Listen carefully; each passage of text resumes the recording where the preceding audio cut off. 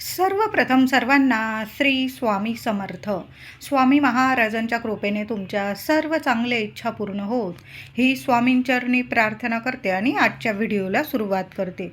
उद्या 30 मे 2026 शनिवार दिवशी अधिक ज्येष्ठ पौर्णिमा आलेली आहे.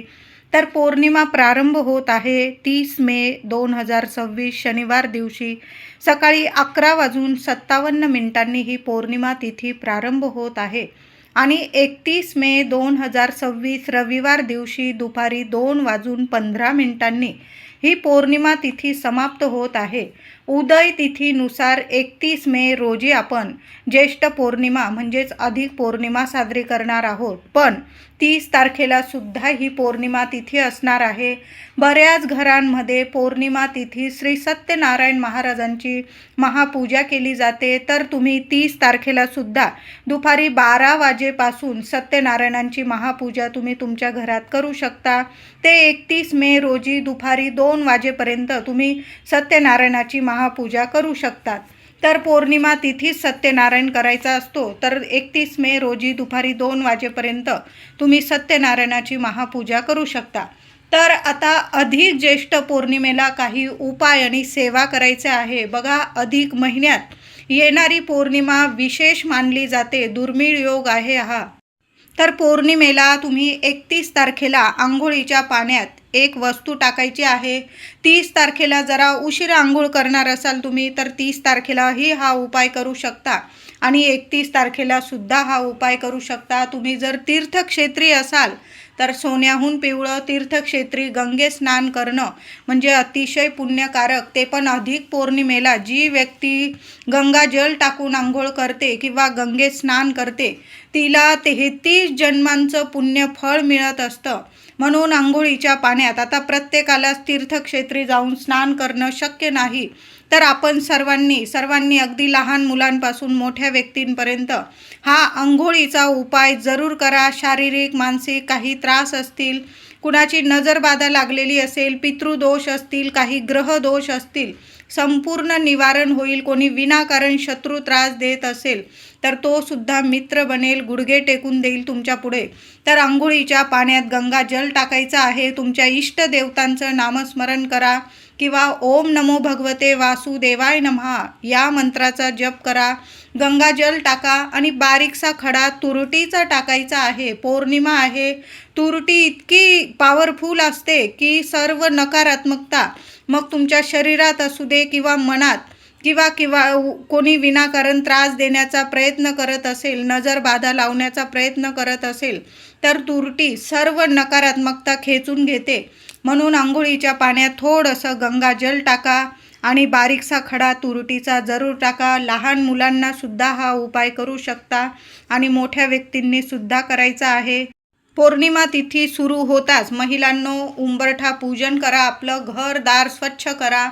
घरात सुद्धा एक पवित्र पाणी शिंपडून द्या. थोडंसं पाणी घ्या, त्यात गंगाजल टाका, गोमूत्र टाका, चिमूटभर हळद टाका, एक कापराची वडी चांगली बारीक करा आणि ती टाका. संपूर्ण घरात कान्याकोपऱ्यात एखाद्या फुलाने किंवा तुळशीचं पान असेल तर त्या तुळशीपत्राने देवांचं नामस्मरण करा. श्री स्वामी समर्थ, श्री स्वामी समर्थ मंत्र जपा. तुमच्या कुलदेवीचं नामस्मरण करा आणि संपूर्ण घरात कान्याकोपऱ्यात ते पवित्र पाणी शिंपडून द्यायचं आहे. उरलेलं पाणी असेल स्प्रे बॉटलमध्ये भरून ठेवलं. पौर्णिमा तिथी 2 दिवस आहे. दोन्ही दिवस आपल्या घरात हे पवित्र पाणी जरूर शिंपडून द्या. उंबरठा पूजन, हळदीचं लेपन महिलांनो या दिवशी अवश्य करा. मोठी पौर्णिमा आहे, अधिक पौर्णिमा, ती पण शनिवार रविवार आलेली आहे. आवर्जून उंबरठा पूजन करा. शनिवारी नाही जमलं तुम्हाला किमान रविवारी तरी उंबरठ्यावर हळदीचं लेपन आवर्जून करा. 5 किंवा 11 आंब्याची पानं घ्या. ते स्वच्छ धुवून घ्या, पुसून घ्या. प्रत्येक आंब्याच्या पानाला लक्ष्मीनारायणांचा मंत्र जपा. हळदी कुंकवाची बोटं लावा आणि आपल्या मुख्य दरवाजावर अधिक महिन्यातील पौर्णिमा तुमचा हा उपाय कधीच खाली जाणार नाही. आंब्याची पानं मुख्य दरवाजावर लावा. तोरण बनवत असाल झेंडूच्या फुलांमध्ये, अतिशय उत्तम.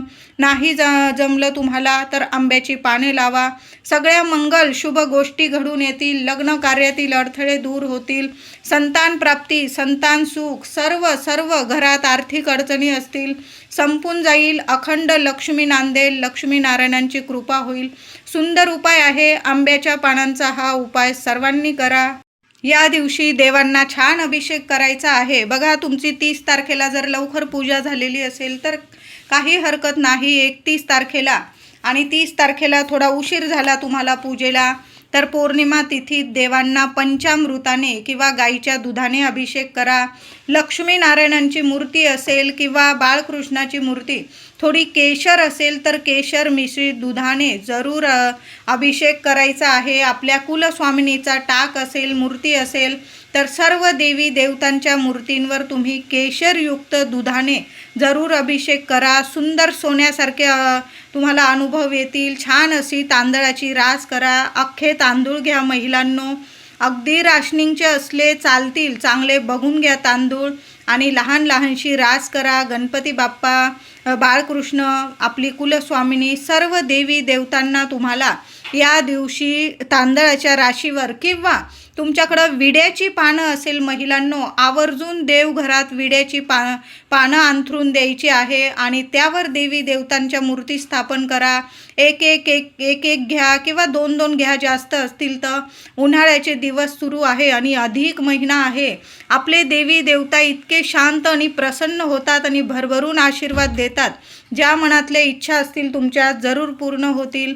या दिवशी कुलस्वामिनीला सुद्धा एक गोड पानाचा विडा तुम्ही घरात बनवा किंवा बाहेरून बनवून आणला चालेल. गोड पानाचा विडा अधिक पौर्णिमेला, अधिक महिन्यात एकदा तरी आपल्या कुलस्वामिनीला जरूर ओटी भरा. देवी आईची पौर्णिमा तिथीत भरली चालेल. त्यात गोड पानाचा विडा देवी आईला जरूर अर्पण करा. देवी आईला 21 लवंगांची माळ किंवा 21 लवंग घ्या, हातात घ्या. उजव्या हातात तुमच्या कुलस्वामिनीचा मंत्र जपा. ओम कुलदेवताय नमः, नाहीतर ओम ऐं ह्रीं क्लीं चामुंडाय विच्चे. 99 मंत्र सर्वच माझ्या महिलांना येतो. एक माळ जपला तुम्ही किंवा 21 वेळा जरी मंत्र जपला चालेल. उजव्या हातात त्या 21 लवंगा चांगल्या फुलाच्या बघून घ्या. तुमच्या मनातील इच्छा बोला आणि तुमच्या कुलस्वामिनीला, माता लक्ष्मी आहे, 3.5 शक्तिपीठच आपलं कुलदैवत असतं, तर देवी आईच्या चरणी एखाद्या वाटीत त्या 21 लवंगा अर्पण करून द्यायच्या आहे. हळदी कुंकू फुलं अक्षता वाहून या दिवशी कुलस्वामिनीची छान पूजा करा. देवी आईला कुंकुमार्चन करा. सकाळी करा, संध्याकाळी करा. 30 तारखेला संध्याकाळी जरी केलं, नाही जमलं 30 तारखेला, 31 तारखेला सूर्योदय बघितलेली तिथी असणार आहे. संपूर्ण दिवस मानली जाईल.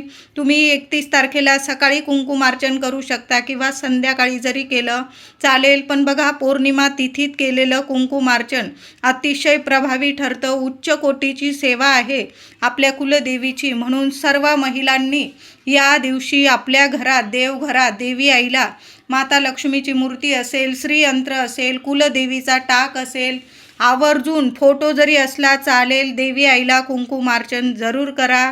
11 वेळा करा, 21 वेळा करा, पण जरूर करा. या पौर्णिमा तिथीत देवी आईला छान असा खिरीचा नैवेद्य जरूर बनवा. देवी देवतांना या दिवशी खिरीचा नैवेद्य दाखवा. त्या खिरीमध्ये थोडेसे मखाणे असतील तुमच्याकडं, आवर्जून टाका. थोडी केशर असेल. बघा, पौर्णिमा तिथी आहे. माता लक्ष्मी, आपल्या कुलदेवीला, लक्ष्मीनारायणांना, सर्व देवी देवतांना ही पौर्णिमा तिथी समर्पित असते. तर आवर्जून खिरीमध्ये थोडे का होईना मखाणे टाका. तुम्ही खीर कुठलीही बनवू शकता. रव्याची, शेवयांची, तांदळाची, गव्हाची, कसलीही खीर बनवा, पण त्यात थोडे मखाणे असतील आवर्जून टाका. नसतील, चिमूटभर हळद टाकून दिली तुम्ही किंवा केशरचे 2 धागे टाकले चालेल. देवी आईला खिरीचा नैवेद्य दाखवा. तुम्हाला या दिवशी सवाष्ण पूजन करायचे असतील, पूर्णावरणाचा नैवेद्य केलेला असेल, काही ठिकाणी तर पौर्णिमा तिथीत पूर्णाची आरती लावली जाते. पूर्णाच्या दिव्यांनी आपल्या कुलदेवी आईची आरती केली जाते.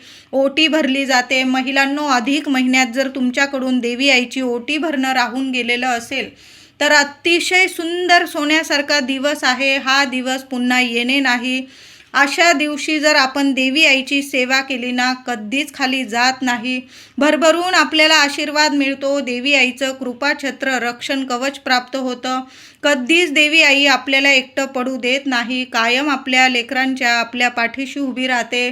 घर संसारात आपल्या भरभराट करते. सुखाचा संसार आपला होतो. म्हणून या दिवशी आपल्या कुलस्वामिनीची जेवढी सेवा कराल ना तेवढी कमीच आहे. विड्याच्या पानांचे उपाय तर आवर्जून करा. देवी आईला विड्याच्या पानांची माळ अर्पण करायची असेल करू शकता. 21 लवंग जरूर अर्पण करा. खिरीचा नैवेद्य दाखवा. कुंकुमार्चन करा. देवी आईची ओटी भरा. सवाष्ण पूजन करायचं असेल, तुम्हाला एक सवाष्ण पूजन करायचं असेल किंवा जास्तीत जास्त सवाष्ण पूजन तुम्ही पूर्णाचं म्हणजे जेवण वगैरे करत असाल, सुंदर दिवस आहे. या दिवशी आंब्याचा रस पूर्णाचं जेवण करून सवाष्ण पूजन करू शकता. तुमच्या आईची ओटी भरायची असेल, छान दिवस आहे. या दिवशीसुद्धा तुम्ही तुमच्या आईचा मानपान करू शकता, पाहुणचार करू शकता आणि आईची ओटीसुद्धा भरू शकता. तुमच्या देवघरात अन्नपूर्णा मातेची मूर्ती असेल, छान असा अभिषेक करून घ्या. देवी आईला धान्य अर्चन करायचं आहे. जेवढे धान्य असतील तुमच्याकडं एकत्र करा, मिक्स करा किंवा तांदळाचे जरी धान्य अर्चन केलं तुम्ही, तांदूळ असेल, गहू असेल, देवी आईला छान असं खांद्यापर्यंत धान्य अर्चन करायचं आहे. ओम अन्नपूर्णाय नमः किंवा ओम कुलदेवताय नमः या मंत्राचा जप केला तुम्ही चालेल. देवी आईला धान्य अर्चन करा. नंतर कुंकुमार्चन करा. देवी आईला छान लाल रंगाची, पिवळ्या रंगाची फुलं अर्पण करा. वेणी आणलेली असेल आवर्जून अर्पण करा. महिलांनो, या दिवशी म्हणजे पौर्णिमा तिथीत आपल्या देवघरात मंगल कलशाची स्थापना जरूर करा. आधीचा कळस नारळ खराब झालेला असेल, तडा वगैरे गेलेला असेल, कोंब फुटलेला असेल, तो विसर्जित करा. नवीन नारळ ठेवा आणि कुलस्वामिनीच्या नावाने अधिक पौर्णिमेला एक नवीन मंगल कलशाची स्थापना जरूर करा. नारळ चांगला असेल धुवून चुवून घ्या आणि छान मंगल कलशाची स्थापना करा. मंगल कलशाखाली थोडेसे तांदूळ ठेवा. नंतर ते तुम्ही पक्ष्यांना घालू शकता. पौर्णिमा तिथीत आपल्याला पिंपळ पूजन करायचं आहे. पिंपळाच्या झाडाजवळ जायचं आहे. हा उपाय 30 तारखेला सर्वांनी करायचा आहे. सर्वांनी करा. अगदी लेकरं बाळं असतील, शिक्षण नोकरी काही अडीअडचणी येत असतील, सर्वांनी हा उपाय करा. कधीच खाली जाणार नाही. तर 30 तारखेला संध्याकाळी सूर्यास्त होण्याच्या आधी हा उपाय करायचा आहे. तर पिंपळाच्या झाडाखाली जा, थोडंसं पाणी दूध अर्पण करा. त्याचबरोबर एक तिथं दिवा लावून यायचा आहे. तुम्हाला एखादा गुळाचा खडा तुम्हाला पिंपळाच्या झाडाखाली ठेवून यायचा आहे. दिवा तुम्ही तुपाचा लावू शकता, तेलाचा लावू शकता, नियम नाही. पण पिंपळ पूजन या दिवशी आवर्जून करा. पिंपळाला स्पर्श करा आवर्जून सर्वांनी. या दिवशी 30 तारखेला 30 मे 2026 अधिक ज्येष्ठ पौर्णिमेला सर्वांनी पिंपळाला स्पर्श करायचा आहे. मनातली इच्छा बोला. ओम नमो भगवते वासुदेवाय नमः. ओम श्रीम नमः.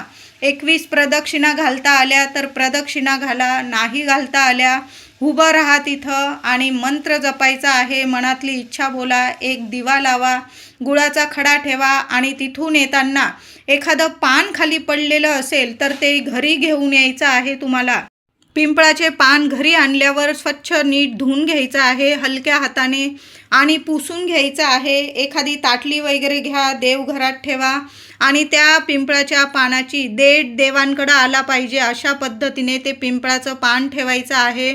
आणि त्या पानाची छान असं लक्ष्मीनारायणांचा मंत्र जपा. हळद कुंकू फुलं अक्षता वाहून पूजा करा.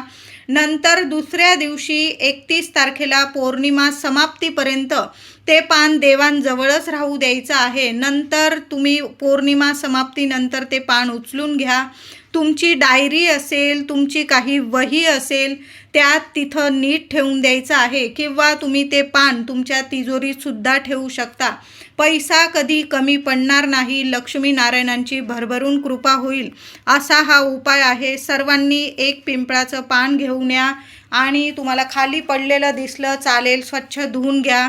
जी व्यक्ती अधिक पौर्णिमेला आणि ती पण शनिवारी आलेल्या पौर्णिमेला पिंपळ पूजन करते, पिंपळाच्या पानाचं पूजन करते ना, त्या व्यक्तीला 7 जन्म काय तिचे पुढचे 100 जन्म तरी पितृदोष लागत नाही, तिच्या लेकराबाळांना पितृदोषाच्या अडचणीतून मुक्तता मिळते, सर्व कामात त्यांना यश प्रगती मिळते, त्यांच्या घरात शुभ कार्य घडून येतात, संतान प्राप्तीसाठी काही अडचणी येत असतील त्यासुद्धा दूर होतील, आर्थिक अडचणी असतील त्यासुद्धा दूर होतील आणि लक्ष्मी मातेच्या कृपेने तुमच्या घराची इतकी भरभराट होईल की कधीच कशाला कमी पडणार नाही. म्हणून पिंपळ पूजन सर्वांनी जरूर करा. पौर्णिमेला तुळशीला छान असं हळद कुंकू फुलं अक्षता वाहून पूजा करायची आहे. या दिवशी तुळशीजवळ दोन्ही वेळेला गाईच्या तुपाचेच दिवे लावायचे आहे. महिलांनो, आवर्जून तुळशी मातेची अधिक पौर्णिमेला सकाळी पण सेवा करा, संध्याकाळी पण करा. ओम नमो भगवते वासुदेवाय नमः किमान तुळशी समोर हात जोडून भगवान श्री हरी विष्णूंचा मंत्र जपायचा आहे. ज्या घरात तुळशी समोर नारायणांची ही सेवा होते ते घर, तो उंबरठा सोडून माता लक्ष्मी कधीच बाहेर जात नाही. तिथं स्थिर स्वरूपात माता लक्ष्मी अखंड स्वरूपात वास करते आणि जिथं लक्ष्मी नारायणांची कृपा होते ना, त्या घरात तरी ऐश्वर्यच प्रदान होत असतं. कधीच गरिबी दरिद्रता शिरकाव करू शकत नाही. म्हणून ही सेवा आवर्जून करा तुळशी मातेची. या दिवशी म्हणजे दोन्ही दिवस तुम्ही महालक्ष्मी अष्टकाची सेवा करू शकता. महिलांनो, शनिवारी सुद्धा करू शकता किंवा रविवारी जरी केली चालेल. महालक्ष्मी अष्टक पठण करताना देवघरातील दिव्यात एक कापराचा तुकडा टाका, चिमूटभर हळद टाका, 2 लवंग टाका आणि आसन घेऊन बसा. तुपाचा दिवा लावा आणि तुम्हाला 16 वेळा किंवा 8 वेळा श्री महालक्ष्मी अष्टकाचा पाठ करायचा आहे. माता लक्ष्मीला कुंकुमार्चन केल्यानंतर लगेच ही सेवा करून घ्या महिलांनो. त्याचबरोबर विष्णू सहस्त्र नामावली किमान 1 वेळा तरी पठण करा किंवा श्रवण करा. बघा, खूप सुंदर अनुभव येतील लक्ष्मी नारायणांची तर भरभरून या अधिक महिन्यात आणि ती पण पौर्णिमेत इतकी कृपा होणार आहे की आपल्या आयुष्यात कधीच कशाला कमी पडणार नाही.